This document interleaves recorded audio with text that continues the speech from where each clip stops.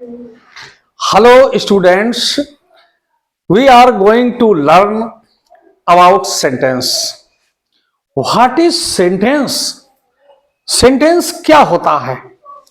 Sentence is a group of words that makes a complete sense.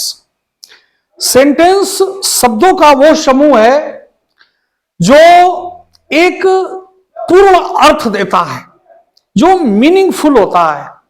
तो वो meaningful अर्थ शब्दों का समूह एक सेंटेंस या हिंदी में कहें तो वो वाक्य उसे कहा जाता है। मीनिंगफुल से मतलब है कि हम शब्दों को एक क्रम में रखते हैं और जिसका एक अर्थ निकलता है। अगर हम उस क्रम को बिगाड़ देते हैं तो उससे कोई अर्थ नहीं निकलता। जैसे he goes to market, he goes to market, इसका अर्थ है कि ये सब्जेक्ट है, ये वर्ब है और ये ऑब्जेक्ट है। तो ये ही गोज टू मार्केट, वो कहां जाता है? मार्केट जाता है। तो अब ये पूरा अर्थ दे रहा कि वो बाजार जाता है। लेकिन अगर हम इसको ऐसे कर दें, टू ही मार्केट गोज, ये सीक्वेंस बिगड़ गया। अब ये शब्दों का सही सीक्वेंस नहीं है। These words are not in correct sequence. So अब इनका कोई अर्थ नहीं है, ऐसे सेंटेंस का कोई अर्थ नहीं है, तो ये एक मीनिंगफुल नहीं रहा। तो इसलिए ये सेंटेंस भी नहीं है। ये सेंटेंस है क्योंकि इसकी मीनिंग है और इसका अर्थ है कुछ, तो इसलिए ये बाजार जाने की बात बता रहा है। तो ये सेंटेंस है। अब सेंटेंस में कौन कौन से पार्ट होते हैं? तो इनके दो मेन पार्ट होते हैं, एक सब्जेक्ट और दूसरा predicate. Subject, predicate. What is subject? Subject क्या होता है?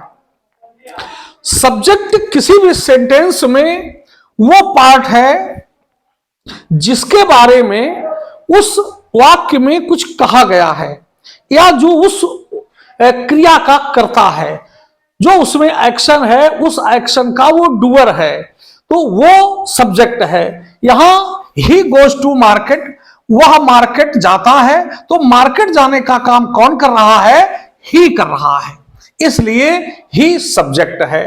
तो ही सब्जेक्ट की पहचान हो गई कि ही सब्जेक्ट है।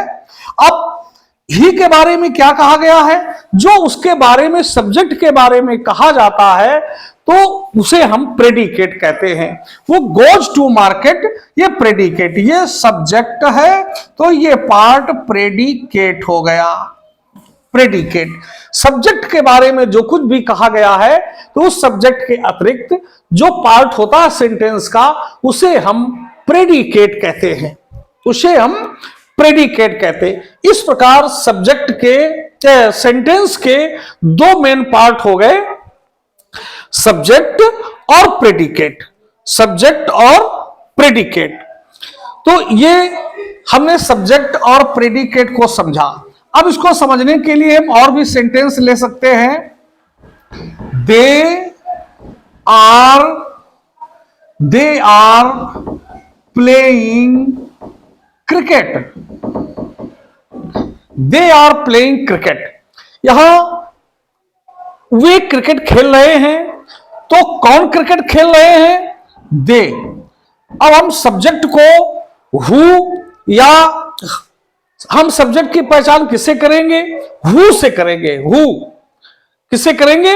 हु से हम सब्जेक्ट की पहचान करेंगे कि हु आर प्लेइंग क्रिकेट, कौन क्रिकेट खेल रहे हैं? तो दे आर प्लेइंग क्रिकेट। तो हमारा सब्जेक्ट हमने ये पहचान लिया, ये सब्जेक्ट। अब सब्जेक्ट को हटा देंगे तो ये सब्जेक्ट के बाद आर प्लेइंग क्रिकेट, ये पार्ट प्रेडिकेट पार्ट हो गया। ये पार्ट प्रेडिकेट पार्ट हो गया। इस प्रकार से दूसरा भी हम अगर कोई सेंटेंस लिखते हैं, you write a letter, you write a letter. तो who write a letter, who writes a letter, कौन लेटर लिखता है? तो you write a letter. Answer is you. तो आंसर यू आया, यू हो गया सब्जेक्ट, यू है सब्जेक्ट। अब जो से रिमेनिंग पार्ट ऑफ सेंटेंस है वो क्या हो गया? वो हो गया प्रेडिकेट। ये प्रेडिकेट पार्ट है। इस प्रकार से किसी भी सेंटेंस में हम सब्जेक्ट और प्रेडिकेट की पहचान कर सकते हैं, कोई इसमें दिक्कत नहीं है। और इस प्रकार से अलग अलग पार्ट में हम प्रेडिकेट और सब्जेक्ट को पहचान लेंगे। ये सब्जेक्ट प्रेडिकेट की पहचान हो गई। अब